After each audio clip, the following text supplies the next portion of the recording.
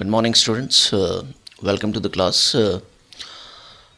Today we will continue with the discussion of question paper of 2018. We have already discussed two important questions. The question number 1 of compulsory section of 5 marks, and the second question was of 10 marks, the SOP and POS of related to KMAP, the SOP and POS, and a long question. We will continue with the same sequence, and the next question in this respect is, using the help of a truth table, state whether the following is a proposition. The following proposition is a tautology, contingency, or a contradiction. Now, this is a topic which is related to the class 11 syllabus, that is proposition logic. I think you must be aware that in tautology, if we draw the truth table of a statement, and if all the truth values of that statement is true, then it is termed as tautology. Secondly, when we talk about contingency, if the truth values of a given statement consist of both true and false, then it is termed as contingency. Now, when we talk about a contingency, it is also termed as satisfactory. Now, when we talk about contradiction, if the truth values of a given statement, all the truth values are false, then it is termed as contradiction. So, when all the values are true, it's a tautology. When all the values are false, it's a contradiction. And if it consists of both 0 and 1, then it is called as contingency or a satisfactory. Now we talk about, as per this question, this is saying that you have to state using the help of a truth table whether the given statement is a tautology, contradiction, or a contingency. How to solve it? How many variables are there in this statement? 2. The first variable that we have is, the first variable that we are using here is A. The second variable that we are using here is B. So first let's make the truth table for it. 0, 1, 0, 1. Next is 0, 0. Next is 1, 1. The truth table is ready. Now first we have to look out for the values that we have to evaluate. So first we have to evaluate A and B. So this symbol is basically an AND symbol. That means the result is 0 when the result is 1 when all the truth values of all the variables are true. That means the first result will become 0, the second will become 0, the third will become 0, and the last will become 1.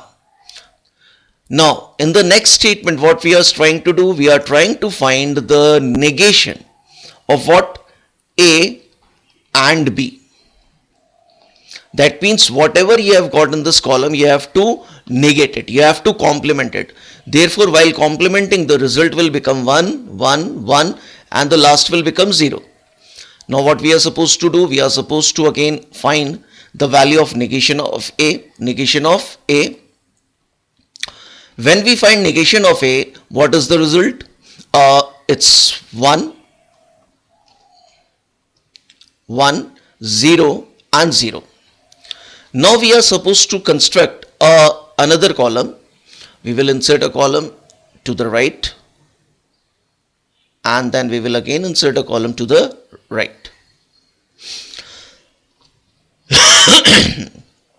So in the next column, what you are supposed to find? You are supposed to find negation of A implies B.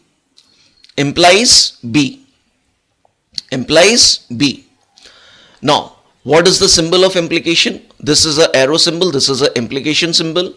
As we have already learnt in class 11, that in implication, when antecedent is true, when antecedent means the left hand side is true and the right hand side is false, the consequent is false, then the result is false, otherwise true. That means when negation of A is true, and B is false, then what we will get? We will get a value of false.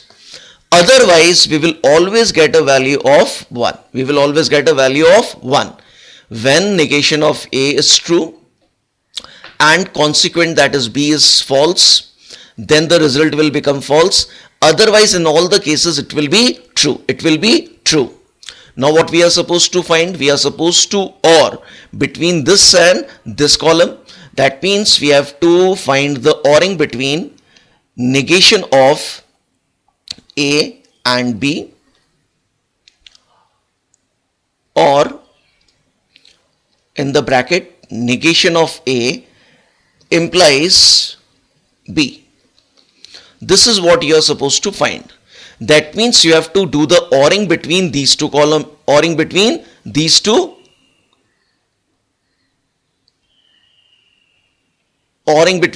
columns. That means when you are trying to do the ORing, you have to do the ORing between these two columns. Therefore, the results of the final column value will be as, when we say 1 or 0, the result is 1. So when we say 1 or 1, the result is 1. When we say 1 or 1, the result is 1. When we say 0 or 1, the result is 1. Now by seeing the truth table, all the result of this column is 1. Therefore, what it is? It is a tautology. So you can write at the bottom, by seeing the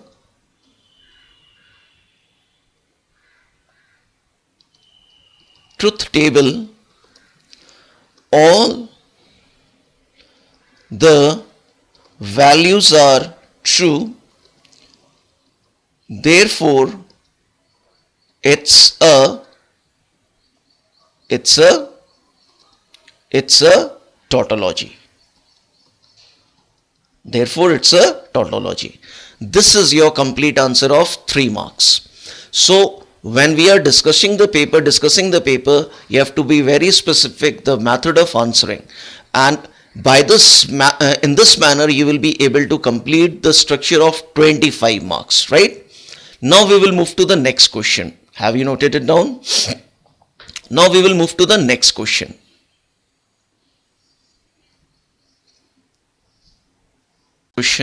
Now moving to the next question, it states that we have to simplify using the laws. Whenever you are going to solve or simplify using the law, you should revise all the laws in your mind and you should write it down during the practice session at one place. So first let's revise all the laws that we have done in class 11th. The first law states property of 0 and 1. P plus 0 is equal to P, P dot 1 is equal to P, P dot 0 is equal to 0, P plus 1 is equal to 1.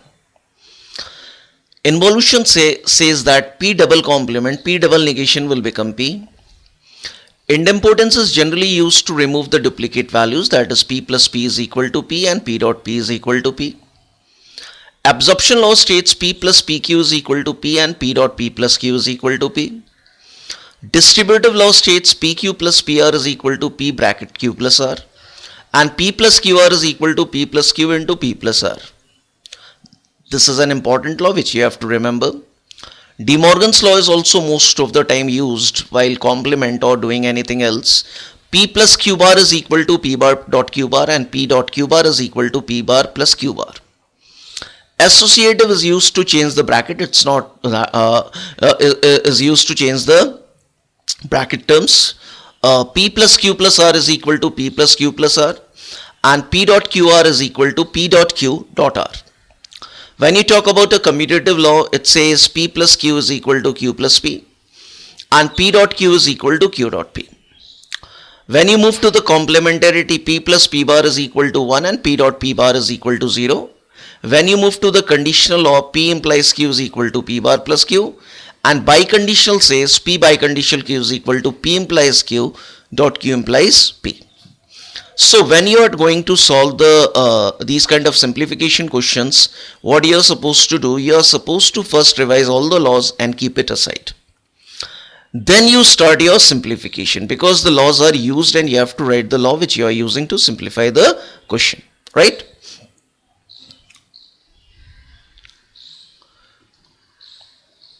Now, here A dot A bar plus B dot C dot A plus B. What we can do, we can open these two bracket and we can open these two bracket. So when you are opening the bracket, you are using distributive law, and the answer will become like A bar plus AB. You can keep it within the bracket because you have resolved it, you have solved it.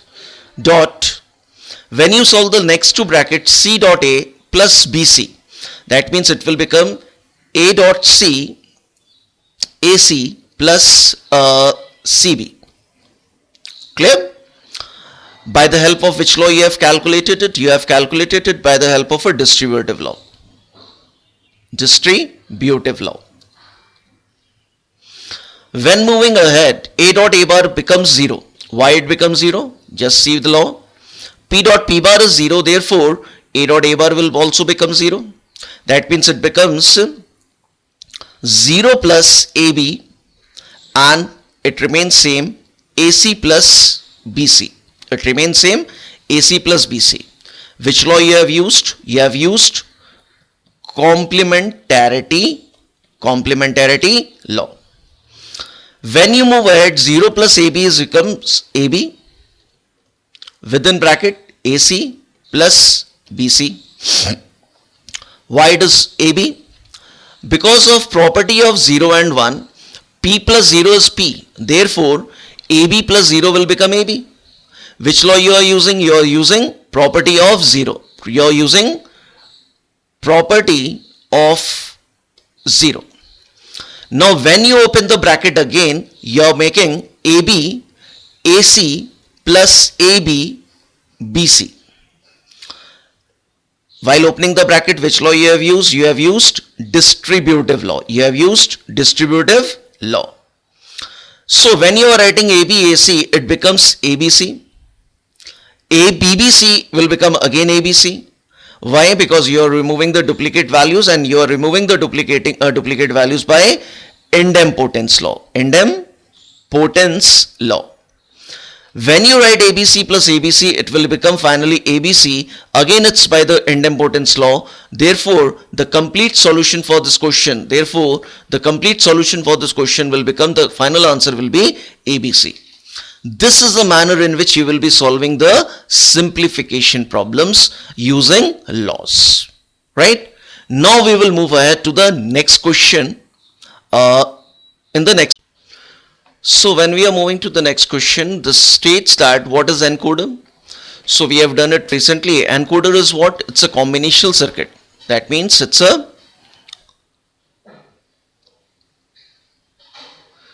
combinational circuit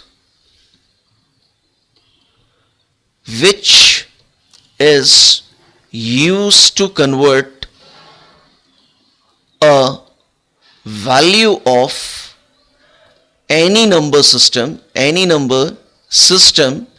to binary. One more point I have written you, if there are 2 to the power n, if I have mentioned you there are 2 to the power n,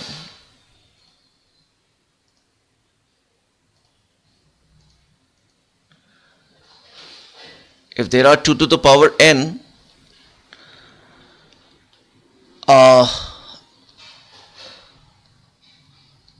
if there are approximately 2 to the power n input lines, 2 to the power n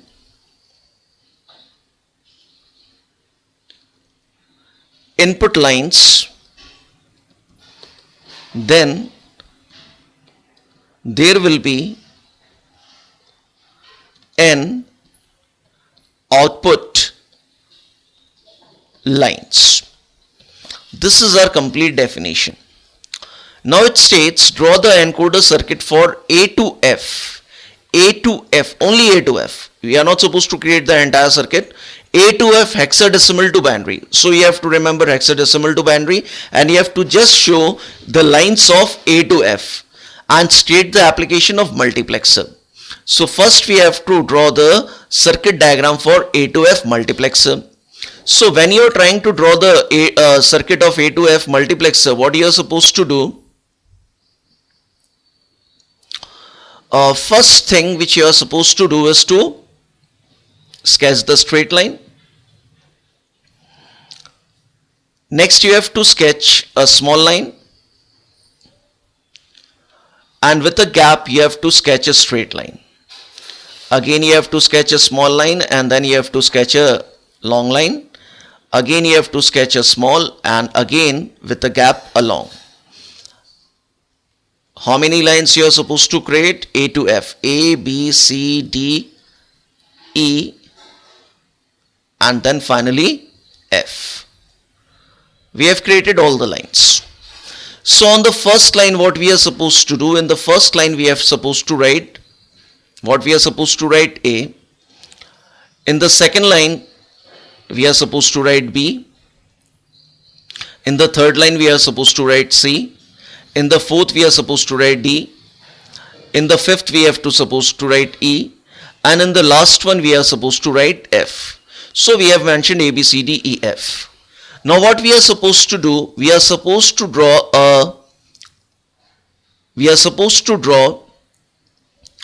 a switch between these two lines. So I will be touching here. I will be drawing the switch in such a manner that it does not touches on the second line. This is the way we will be answering the question, and we have drawn all the lines. Once the lines are through, what we are supposed to do? We are supposed to create a OR gate. How many OR gates are we supposed to create? We are supposed to create 4 OR gates. We are supposed to create 4 OR gates. We are supposed to create 4 OR gates. So we have created 4 OR gates over here. But to create the circuit in the perfect manner, what you should do? You should create the truth table. So when you are writing A, the binary of is 1010. When you are writing B, the binary is 1011. It's 11. So when you are writing C, C means 12. 12 means 1100. When you are writing D, D means 10, 11, 12, 13. 13 means 1101. When you are writing E, it means 1110. And when you are writing F, it means 4 times 1. So this is the function 0, this is the function 1. I can mention it here. This is F0.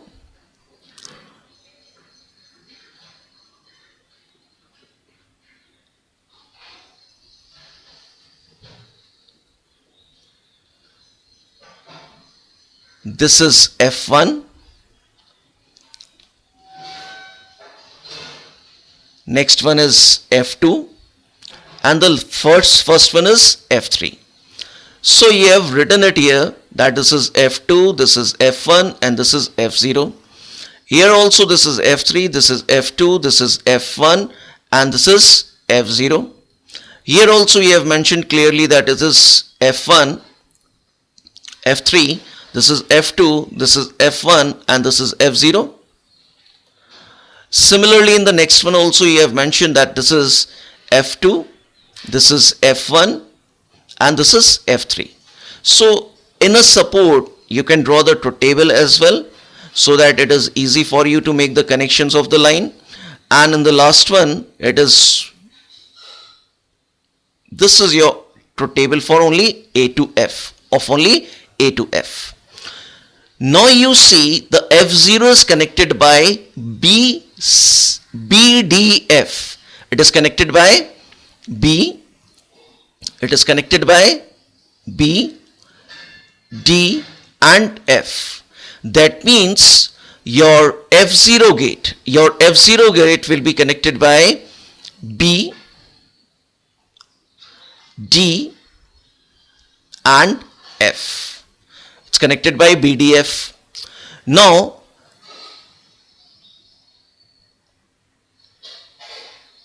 when you see the next one, F1, it is connected by AB and EF. That means your F1 gate will be connected by A, B, E and F. This is your second gate. F2 is connected by CDEF. F2 is connected by C, D, E and F. This is your circuit. And the last gate is connected by all of them, A, B, C, D, E and F. The lines are slightly tilted because I am making it with the help of a mouse, trayball mouse. So when you are drawing the circuit, it should be straight. This is the answer for the second question, that is what is encoder, and draw the circuit of A to F hexadecimal to binary, and you have to also state the application. So when you are writing the application of multiplexer, you are writing the application of multiplexer. The application of multiplexer is it is used in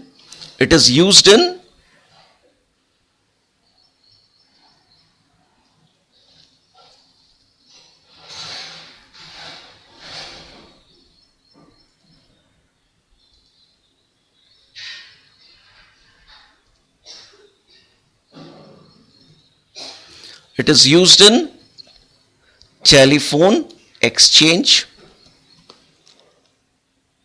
and parallel to series connection. This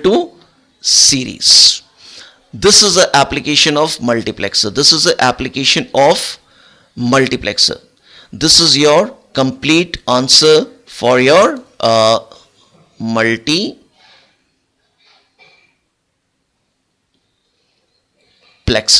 right? This is a way in which you will be answering your question. Now we will move to the next question. Now the next question states that we have to find the difference between the full adder and the half adder, and you have to draw the logic circuit diagram for the full adder.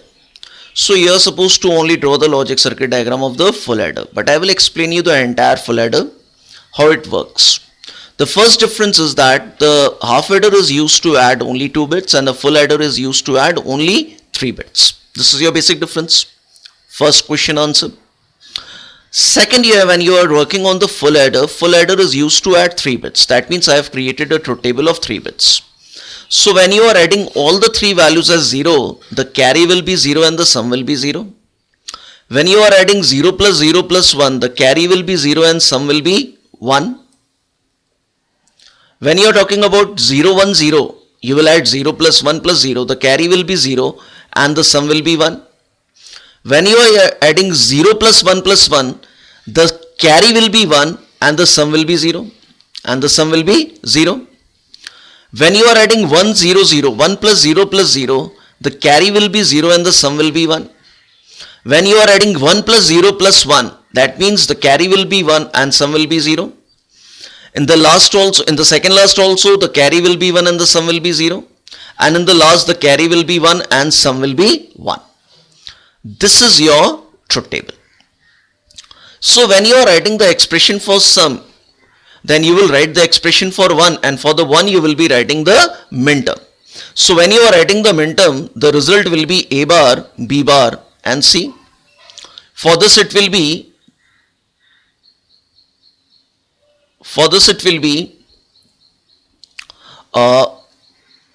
A bar, B and C bar.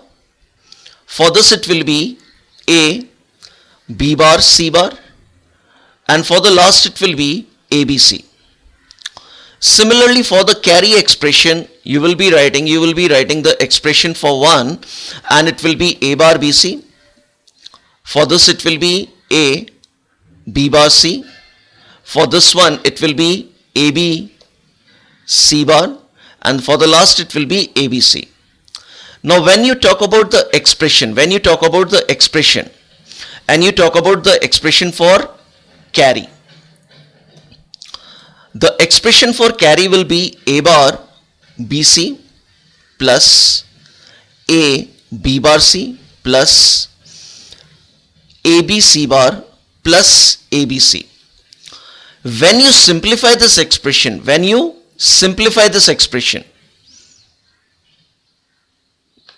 A bar BC, AB bar C, ABC bar and ABC. When you simplify this expression, it will become AB plus AC plus BC plus BC. Similarly, when you talk about the sum expression, it will be A bar B bar C plus A bar B C bar plus A bar B C bar, A B bar C bar plus ABC. So when you simplify this expression, it will become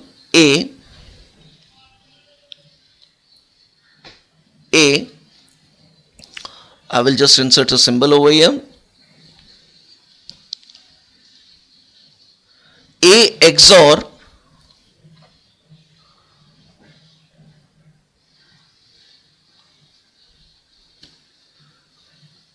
A XOR B XOR C. That means the result of sum and carry are there in short. That means we have got the answer as carry and this is the answer for sum. Now what we are supposed to do, we are supposed to draw the logic circuit diagram for these two. That means what we are supposed to do, we are supposed to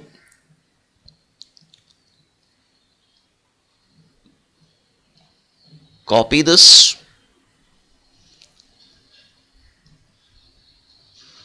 we will move to the diagram section. In the diagram section, what we will do, since we are drawing the full adder and no negation lines are required, what we will do, we will just create 3 specific straight lines. We will create just 3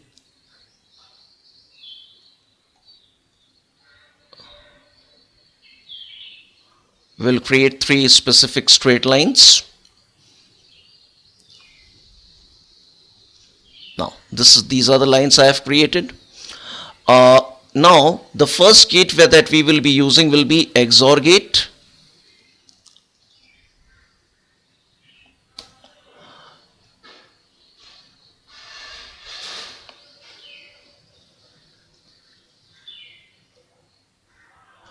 Now in the XOR gate we are going to connect the lines, and the lines that are going to be connected will be, it will be connected by A, it will be connected by C, and we will take one more line and this line will be connected by B. That means all the 3 lines are connected and the output that we are getting here, will be sum, that will be sum.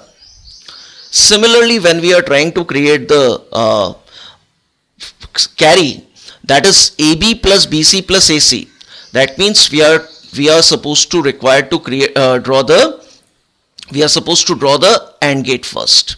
So when we are creating the AND gate, what we are supposed to do, we are supposed to create 3 AND gates over here. This we have already created. We are also supposed to create a OR gate.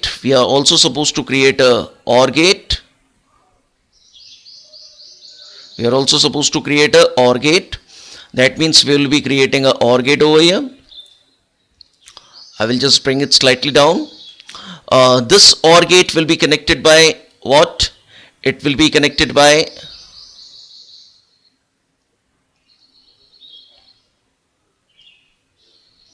these lines. This will be connected again by this. It's going to be connected by the AND gate, and the last line is going to be connected by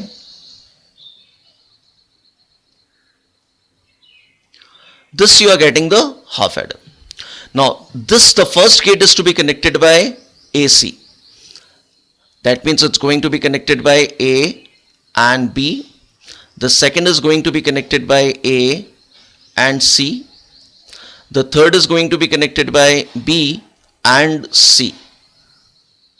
This is a way you will be completing your circuit, and this output is basically a carry output.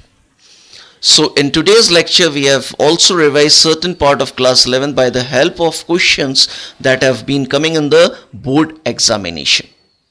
This is the circuit for full adder. Please note it down carefully, and now we will move ahead in the next lecture with some more questions, and that will be your last class. And I will be giving you the question paper of 2020 in the next turn, which you will be completing by Monday. So that from Tuesday onwards, the next week, the next month, we will be starting with the new topic, that is inheritance. Thank you.